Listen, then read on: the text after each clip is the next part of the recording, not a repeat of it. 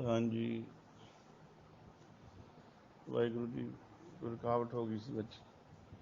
ਹਾਂਜੀ, ਵਿਚਾਰ ਕਰ ਰਹੇ ਸੀ ਕਿ ਅਨੇਕੁਲ ਤਰੰਗ ਹੈ, ਤੁਸੀਂ ਅਨੇਕਾਂ ਹੀ ਬੇਅੰਤ ਲਹਿਰਾਂ ਵਾਲੇ ਹੋ, ਅਭੇਦ ਹੈ, ਭੰਗ ਹੈ, ਔਰ ਤੁਹਾਡਾ ਕੋਈ ਭੇਦ ਨਹੀਂ ਪਾ ਸਕਦਾ ਤੇ ਤੁਹਾਨੂੰ ਕੋਈ ਕੱਟ ਨਹੀਂ ਸਕਦਾ, ਖਤਮ ਨਹੀਂ ਕਰ ਸਕਦਾ।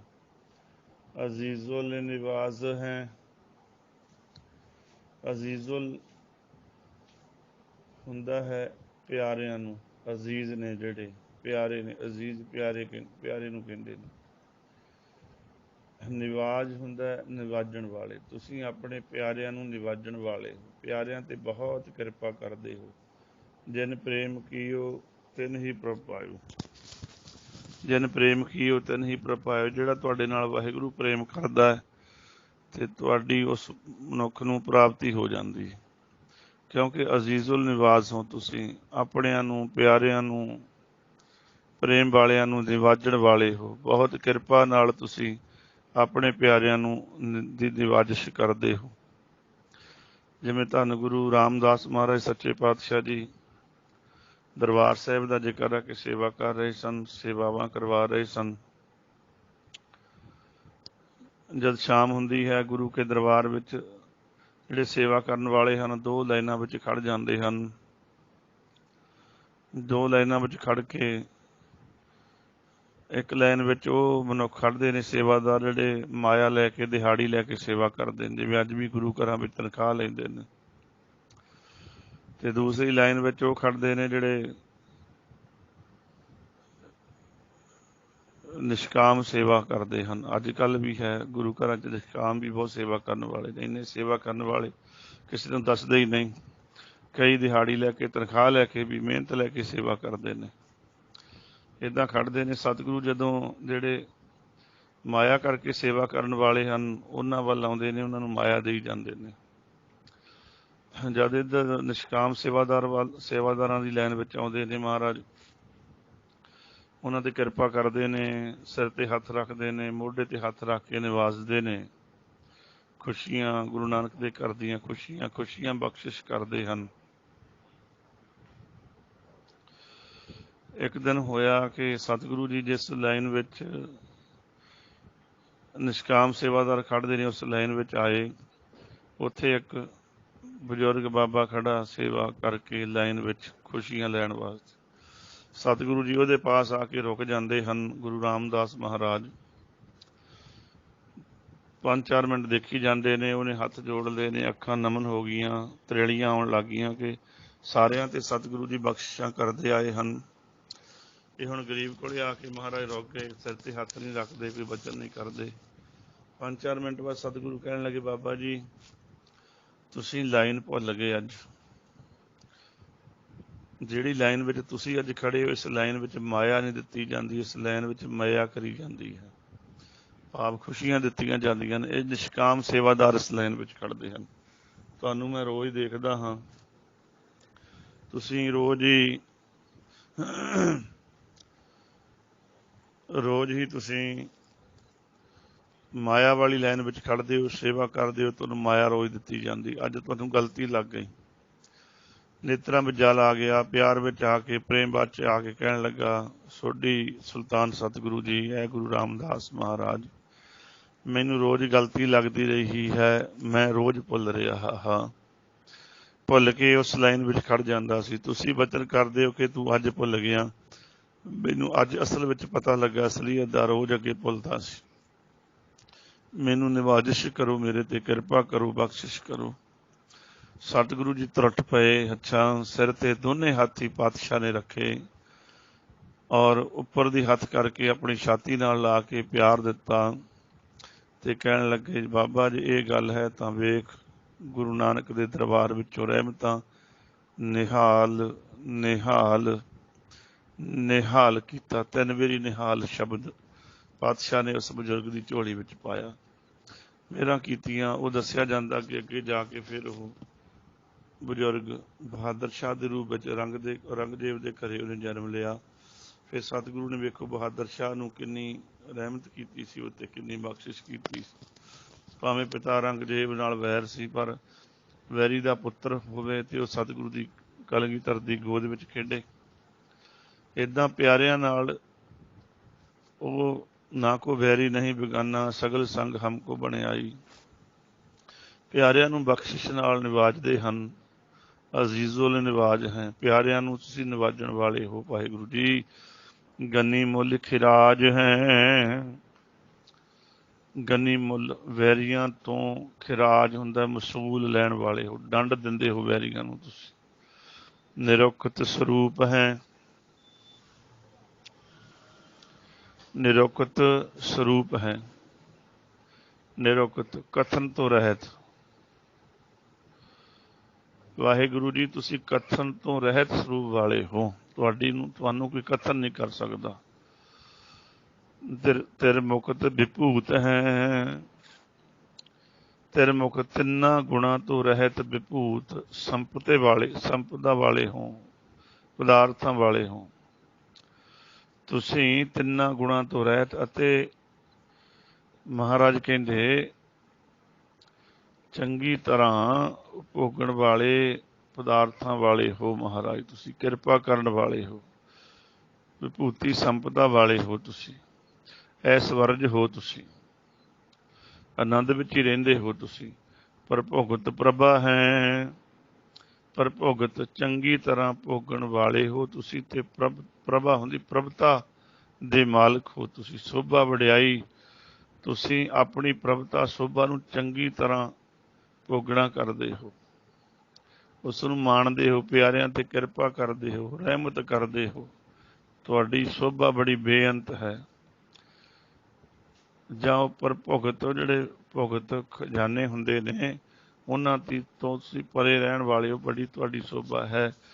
ਸੋ ਜੁਗਤ ਸੁਧਾ ਹੈ, ਸੋ ਜੁਗਤ ਸੋ ਸਵੱਛ ਚੰਗੀ ਤਰ੍ਹਾਂ ਜੁਗਤ ਜੁੜੇ ਰਹਿਣ ਵਾਲੇ ਹੋ ਤੁਸੀਂ। ਵਾਹਿਗੁਰੂ ਤੁਸੀਂ ਚੰਗੀ ਤਰ੍ਹਾਂ ਤੁਸੀਂ ਜੁੜੇ ਹੋਏ ਹੋ ਅਤੇ ਸ਼ੁੱਧ ਸਰੂਪ ਹੋ ਤੁਸੀਂ।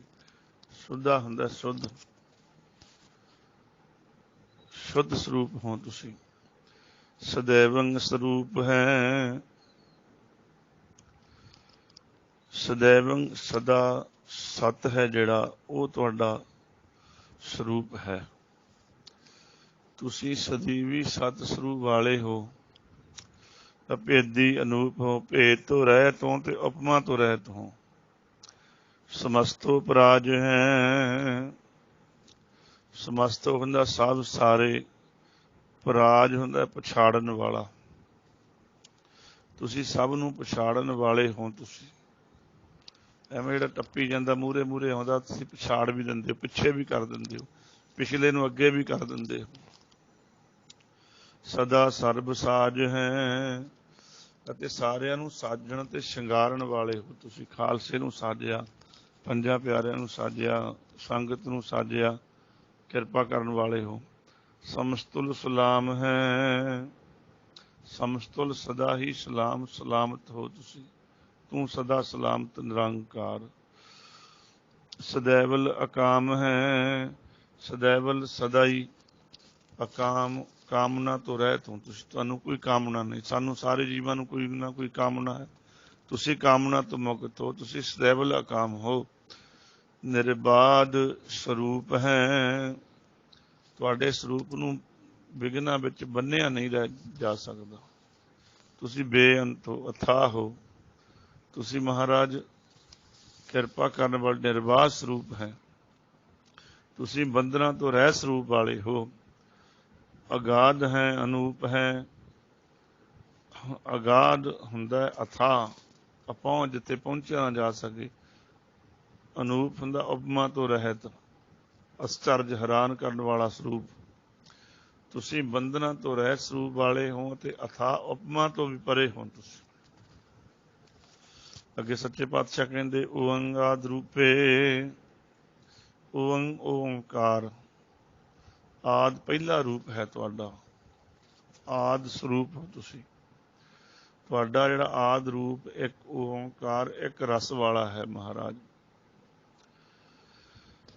ਅਨਾਦ ਸਰੂਪ ਹੈ, ਅਨਾਦ ਆਦ ਤੋਂ ਤੁਸੀਂ ਰਹਿਤ ਹੋ ਮਹਾਰਾਜ। ਤੁਸੀਂ ਆਦ ਤੋਂ ਰਹਿਤ ਸਰੂਪ ਵਾਲੇ ਹੋ। ਅਨੰਗੀ ਅਨਾਮੇ ਅੰਗਾਂ ਤੋਂ ਤੁਸੀਂ ਬਿਨਾਂ ਹੋ ਔਰ ਨਾਮ ਤੋਂ ਬਿਨਾਂ। ਤੁਹਾਡੇ ਵੀ ਜਿਵੇਂ ਸਾਡੇ ਆਪਣੇ ਅੰਗ ਹੈ, ਲੱਤਾਂ ਬਾਹਾਂ ਹੱਥ ਪੈਰ ਕੰਨ ਨੱਕ ਜ਼ੁਬਾਨ ਅੱਖਾਂ ਨੇਤਰ ਸਾਰਾ, ਉਹ ਇਹਨਾਂ ਅੰਗਾਂ ਤੋਂ ਜੋ ਸਰੂਪ ਹੋਣ ਕਰਕੇ ਬਿਨਾਂ ਨੇ ਤੇ ਅਨਾਮੇ ਨਾਮ ਤੋਂ ਵੀ ਬਿਨਾਂ ਨੇ। ਉਹਨਾਂ ਦਾ ਵਾਸਤਵ ਵਿੱਚ ਨਾਮ ਕੋਈ ਨਹੀਂ। ਉਹ ਜਿਹੜੇ ਨਾਮੀ ਕੋਈ ਉਹਨੂੰ ਪੁਕਾਰਦਾ ਉਸੇ ਨਾਮ ਦੁਆਰਾ ਹੀ ਉਹ ਪ੍ਰਸੰਨ ਹੋ ਕੇ ਖੁਸ਼ ਹੋ ਕੇ ਦਰਸ਼ਨ ਦੇ ਦਿੰਦੇ ਹਨ। ਤਿਰਭੰਗੀ ਤਿਰਕਾਮੇ ਤਿਰਭੰਗੀ ਤਿੰਨਾਂ ਲੋਕਾਂ ਨੂੰ ਨਾਸ਼ ਕਰਨ ਵਾਲੇ, ਭੰਗ ਕਰਨ ਵਾਲੇ ਹੋ, ਤਿੰਨਾਂ ਲੋਕਾਂ ਨੂੰ ਖਤਮ ਕਰਦੇ। ਜਾਂ ਰਾਜਗੁਣ ਤਮਗੁਣ ਸਤਗੁਣ ਇਹਨਾਂ ਨੂੰ ਨਸ਼ਟ ਕਰਕੇ ਖਤਮ ਕਰਕੇ ਜੀਵ ਦੀਆਂ ਅਵਸਥਾਵਾਂ ਨੂੰ ਅੱਗੇ ਚੌਥੇ ਪਦ ਵਿੱਚ ਲੈ ਕੇ ਜਾਣ ਵਾਲੇ ਹੋ। ਤਿਰਕਾਮੇ ਤਿੰਨਾਂ ਲੋਕਾਂ ਦੀਆਂ ਕਾਮਨਾਵਾਂ ਨੂੰ ਪੂਰੀਆਂ ਕਰਨ ਵਾਲੇ ਹੋ ਤੁਸੀਂ। ਅੱਗੇ ਕਹਿੰਦੇ ਤਿਰਵਰਗੰ ਤਿਰਬਾਦੇ ਤਿਰਵਰਗੰ ਤਿਰਬਾਦੇ ਤਿਰਵਰਗੰ ਤਿੰਨਾਂ ਲੋਕਾਂ ਦੇ ਸਮੁਦਾਇ, ਤਿਰਬਾਦੇ ਤਿੰਨਾਂ ਲੋਕਾਂ ਨੂੰ ਵਾਧੇ ਹੁੰਦਾ ਬੰਨਣ ਵਾਲੇ ਹੋ ਤੁਸੀਂ ਮਹਾਰਾਜ। ਤੁਸੀਂ ਤਿੰਨਾਂ ਲੋਕਾਂ ਦੇ ਮਾਲਕ ਹੋ ਔਰ ਤਿੰਨਾਂ ਲੋਕਾਂ ਨੂੰ ਆਪਣੇ ਵਿੱਚ ਬੰਨ੍ਹ ਕੇ ਰੱਖਣ ਵਾਲੇ ਹੋ। ਸੁਪੰਗ ਸਰਭਾਗੇ ਸੁਪੰਗ ਪਵਿੱਤਰ ਸ਼ੁੱਧ, ਸਰਬ ਸਾਰੇ ਭਾਗੇ ਹੁੰਦੇ, ਭਾਗ ਜਿਵੇਂ ਹੁੰਦਾ ਹਿੱਸਾ।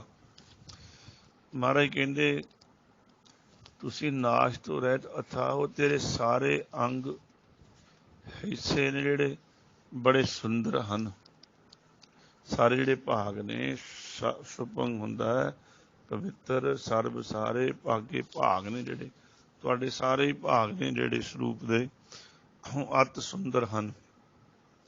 ਸੋ ਸਰਬਾ ਅਨੁਰਾਗੇ, ਸਰਬ ਹੁੰਦਾ ਸਾਰੇ, ਅਨੁਰਾਗ ਹੁੰਦਾ ਪ੍ਰੇਮ ਕਰਨ ਵਾਲੇ ਨੇ ਜਿਹੜੇ, ਤੇ ਤੁਸੀਂ ਸਭ ਜੀਵਾਂ ਨਾਲ ਪ੍ਰੇਮ ਕਰਦੇ ਹੋ, ਪ੍ਰੇਮ ਕਰਦੇ ਹੋ। ਨਾ ਕੋ ਬੈਰੀ ਨਹੀਂ ਬਿਗਾਨਾ, ਸਗਲ ਸੰਗ ਹਮਕੋ ਬਣੇ। ਤੁਸੀਂ ਸਾਰੇ ਜੀਵਾਂ ਨਾਲ ਹੀ ਤੂੰ ਪ੍ਰੇਮ ਕਰਦੇ ਨੇ। ਸੂਰਜ ਪ੍ਰਕਾਸ਼ ਵਿੱਚ ਬਚਨ ਆਉਂਦਾ ਕਿ ਗੁਰੂ ਅਰਜਨ ਦੇਵ ਮਹਾਰਾਜ ਸਤਿਗੁਰੂ ਸੱਚੇ ਪਾਤਸ਼ਾਹ ਜੀ ਪਲੰਘ ਤੇ ਬੈਠਦੇ ਸਨ। ਗੁਰ ਪਰ ਅੰਕ ਟੈਗ ਨਿਤ ਕਰਤ ਵਿਸ਼ਰਾਮਾ। ਇੱਕ ਕੂਕਰ ਸੀ ਮਹਾਰਾਜ ਕੋਲੇ, ਪਿਸਤਾ ਜਿਹੇ ਨਾਮਾ ਏਦਾਂ ਬਚਨ ਆਏ ਨੇ।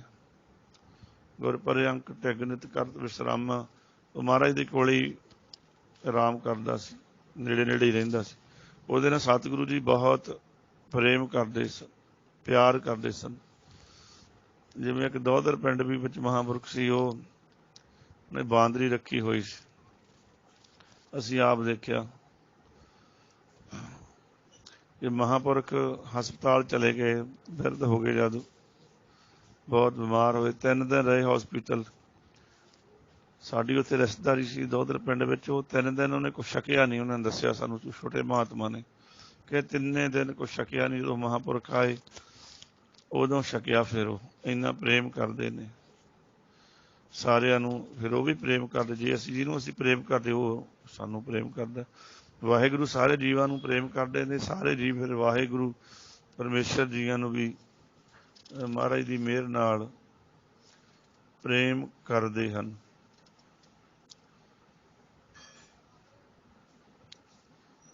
ਸਤਿਗੁਰੂ ਸੱਚੇ ਪਾਤਸ਼ਾਹ ਜੀ ਏਦਾਂ ਬਹੁਤ ਸਾਡੇ ਤੇ ਕਿਰਪਾ ਕਰਨ ਵਾਲੇ ਨੇ। ਸੋ ਸਰਬਾ ਅਨੁਰਾਗੀ, ਸਾਰਿਆਂ ਨੂੰ ਪ੍ਰੇਮ ਕਰਦੇ ਨੇ।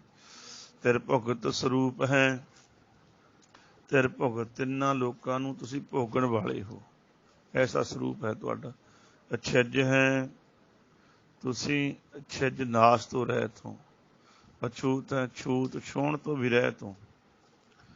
ਕਿ ਨਰਕੰ ਪ੍ਰਨਾਸ਼ ਹੈ, ਨਰਕੰ ਨਰਕਾਂ ਨੂੰ ਪ੍ਰਨਾਸ਼, ਤੁਸੀਂ ਨਾਸ਼ ਕਰਨ ਵਾਲੇ ਹੋ। ਨਰਕਾਂ ਨੂੰ ਨਾਸ਼ ਹੀ ਕਰਦੇ ਦਿਓ ਜੇ ਤੁਸੀਂ ਕਿਰਪਾ ਜਿਹਦੇ ਤੇ ਕਰਦੇ ਹੋ। ਕੋਈ ਬਿਮਾਰੀ ਲੱਗ ਜੇ ਬੰਦੇ ਨੂੰ, ਕਹਿੰਦੇ ਨਰਕ ਹੀ ਭੋਗਦਾ, ਨਰਕਾਂ 'ਚ ਹੀ ਪਿਆ ਵਿਚਾਰਾ। ਤੇ ਮਹਾਰਾਜ ਕਈ ਵਾਰੀ ਉਹਨੂੰ ਤੰਦਰੁਸਤੀ ਦਿੰਦੇ ਦੇ ਰੋਗਤਾ ਵਾਸਤੇ। ਕਹਿੰਦਾ ਮਨ ਜਦ ਠੀਕ ਹੁੰਦਾ ਬੰਦਾ, ਕਹਿੰਦਾ ਮੈਨੂੰ ਨਰਕਾਂ 'ਚੋਂ ਹੀ ਕੱਢ ਲਿਆ ਮਹਾਰਾਜ ਨੇ, ਦੁੱਖਾਂ 'ਚੋਂ ਕੱਢ ਲਿਆ ਮਹਾਰਾਜ ਨੇ। ਤੁਸੀਂ ਨਰਕਾਂ ਦਾ ਪ੍ਰਨਾਸ਼ ਖਾਤਮਾ ਕਰਨ ਵਾਲੇ ਹੋ। ਪ੍ਰਿਥੀ ਉਲ ਪ੍ਰਵਾਸ ਹੈ, ਪ੍ਰਿਥੀ ਉਲ ਧਰਤੀ ਉੱਤੇ, ਪ੍ਰਿਥੀ ਉਲ ਹੁੰਦਾ ਉੱਤੇ, ਧਰਤੀ ਉੱਤੇ ਪ੍ਰਵਾਸ ਹੈ ਪ੍ਰਵਾਸ ਚੰਗੀ ਤਰ੍ਹਾਂ ਵਸਣ ਵਾਲੇ ਹੋ, ਤੁਸੀਂ ਇੱਥੇ ਹੀ ਰਹਿੰਦੇ ਹੋ। ਨਿਰੁਕਤ ਪ੍ਰਭਾ ਹੈ, ਨਿਰੁਕਤ ਕਥਨ ਤੋਂ ਰਹਿਤ ਤੁਹਾਡੀ ਸ਼ੋਭਾ ਹੈ। ਵਡਿਆਈ ਤੁਹਾਡੀ ਕੀ ਕਥੀਏ, ਕੀ ਕਥਨ ਤੁਹਾਡੀ ਵਡਿਆਈ ਦਾ ਕਰੀਏ। ਵੱਡੀ ਵਡਿਆਈ ਜਾਂ ਵੱਡਾ ਨਾਉ, ਵੱਡੀ ਵਡਿਆਈ ਜਾਂ ਸੱਚ ਲਿਆਓ। ਵੱਡੇ ਕੀਆਂ ਵਡਿਆਈਆਂ ਕਿਛ ਕਹਿਣਾ ਜਾਏ, ਸੋ ਕਰਤਾ ਕਾਦਰ ਕਰੀਮ ਦੇ ਜੀਆ ਰਜ ਸੁਭਾਏ। ਸਾਈ ਕਾਰ ਕਮਾਵਣੀ ਤੁਰ ਛੋਡੀ ਤਿੰਨੇ ਪਾਏ, ਨਾਨਕੇ ਕੀ ਬਾਹਰੀ ਹੋਰ ਦੂਜੀ ਨਾਹੀ ਜਾਏ। ਸੋ ਕਰੇ ਜੋ ਤਿਸੈ ਰਜਾਏ।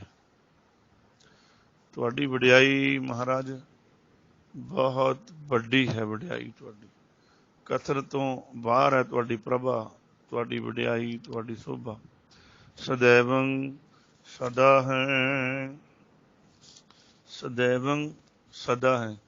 ਚੰਗੀ ਤਰ੍ਹਾਂ ਤੁਸੀਂ ਸਾਰਿਆਂ ਨੂੰ ਭੋਗਣ ਵਾਲੇ ਸਰੂਪ ਵਾਲੇ ਹੋ। ਤੁਸੀਂ ਮਹਾਰਾਜ ਸਾਰਿਆਂ ਨੂੰ ਸदैवं ਸਦਾ ਹੈ, ਸਦਾ ਕਾਇਮ ਰਹਿਣ ਵਾਲੇ ਹੋ, ਚੰਗੀ ਤਰ੍ਹਾਂ ਭੋਗਣ ਵਾਲੇ ਸਰੂਪ ਵਾਲੇ ਹੋ। ਵਿਭੁਗਤ ਸਰੂਪ ਹੈ, ਚੰਗੀ ਤਰ੍ਹਾਂ ਤੁਸੀਂ ਸਾਰਿਆਂ ਨਾਲ ਜੁੜੇ ਹੋਏ ਹੋ ਤੇ ਭੋਗਣ ਵਾਲੇ ਵੀ ਹੋ ਸਾਰਿਆਂ ਨੂੰ। ਪਰਜੁਗਤ ਅਨੂਪ ਹੈ, ਅਤੇ ਤੁਸੀਂ ਚੰਗੀ ਤਰ੍ਹਾਂ ਅਸਲੀ ਜੁਗਤ ਨਾਲ, ਚੰਗੀ ਜੁਗਤ ਨਾਲ ਕਰਕੇ ਤੁਸੀਂ ਉਪਮਾ ਤੋਂ ਰਹਿਤ ਹੋ ਮਹਾਰਾਜ, ਉਪਮਾ ਤੋਂ ਪਰੇ ਹੋ ਤੁਸੀਂ। ਨਿਰੁਕਤ ਸਦਾ ਹੈ, ਸਦਾ ਹੀ ਕਥਨ ਤੋਂ ਪਰੇ ਹੋ ਤੁਸੀਂ, ਤੁਹਾਨੂੰ ਕਥਿਆ ਨਹੀਂ ਜਾ ਸਕਦਾ। ਜਦ ਨਿਰੁਕਤ ਹੁੰਦਾ ਭੁੱਲਣ ਤੋਂ ਪਰੇ ਹੋ, ਭੁੱਲਦੇ ਨਹੀਂ ਤੁਸੀਂ।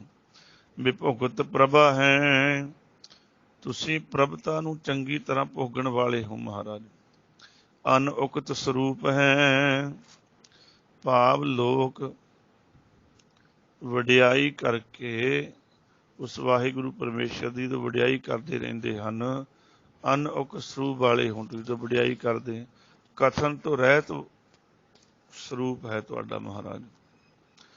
ਪਰਜੁਗਤ ਅਨੂਪ ਹੈ, ਪਰਜੁਗਤ ਚੰਗੀ ਤਰ੍ਹਾਂ ਜੁੜੇ ਹੋਏ ਸਾਰਿਆਂ ਨਾਲ, ਅਤੇ ਉਪਮਾ ਤੋਂ ਰਹਿਤ ਹੋ। ਪਰਜੁਗਤ ਅਨੂਪ ਹੈ, ਚੰਗੀ ਤਰ੍ਹਾਂ ਸਾਰਿਆਂ ਨਾਲ ਜੁੜੇ ਹੋਏ, ਅੰਦਰ ਜੋਤ ਹੈ, ਪਰ ਉਪਮਾ ਨਹੀਂ ਤੁਹਾਡੀ ਕੀਤੀ ਜਾ ਸਕਦੀ ਕੋਈ। ਤੁਸੀਂ ਬਹੁਤ ਵੱਡੀ ਉਪਮਾ ਵਾਲੇ ਹੋ, ਵੱਡੀ ਪ੍ਰਭਾ ਵਾਲੇ ਹੋ, ਵੱਡੀ ਵਡਿਆਈ ਵਾਲੇ ਹੋ ਤੁਸੀਂ ਮਹਾਰਾਜ। ਇਸ ਕਰਕੇ ਉਹਦੀ ਵਡਿਆਈ ਕਰਿਆ ਹੀ ਆਨੰਦ ਹੈ, ਬਖਸ਼ਿਸ਼ ਹੈ। ਸੋ 132 ਨੰਬਰ ਪੌੜੀਆਂ ਤੱਕ ਆਪਾਂ ਅੱਜ ਵਿਚਾਰ ਕੀਤੀ ਹੈ। ਗੁਰੂ ਪਾਤਸ਼ਾਹ ਰਹਿਮਤ ਕਰਨ, ਬਖਸ਼ਿਸ਼ ਕਰਨ। ਕੱਲ੍ਹ ਤੋਂ ਅਗਲਾ ਚਾਤਰੀ ਛੰਦ ਪਰ ਆਰੰਭ ਹੋਵੇਗਾ, ਕੱਲ੍ਹ ਉਹਦੀ ਵਿਚਾਰ ਹੋਏਗੀ। ਅੱਜ 132 ਨੰਬਰ ਪੌੜੀਆਂ ਤੱਕ ਆਪਾਂ ਵਿਚਾਰ ਕੀਤੀ ਬਾਣੀ ਦੀ।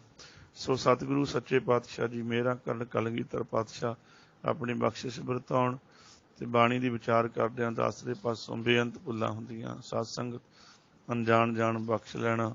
ਅੱਗੇ ਨੂੰ ਅਰਦਾਸ ਕਰਨੀ, ਗੁਰੂ ਪਾਤਸ਼ਾਹ ਕਿਰਪਾ ਕਰਨ, ਬਾਣੀ ਦੇ ਅਰਥ ਬੋਧ ਬਖਸ਼ਣ, ਵਿਚਾਰ ਕਰਨ ਦੀ ਦਾਤ ਬਖਸ਼ਣ। ਉਹਨਾਂ ਭੁੱਲਾਂ ਬਖਸ਼ਿਓ ਜੀ। ਪ੍ਰੇਮ ਸਹਿਤ ਫਤਿਹ ਹੈ ਜੀ। ਵਾਹਿਗੁਰੂ ਜੀ ਕਾ ਖਾਲਸਾ, ਵਾਹਿਗੁਰੂ ਜੀ ਕੀ ਫਤਿਹ।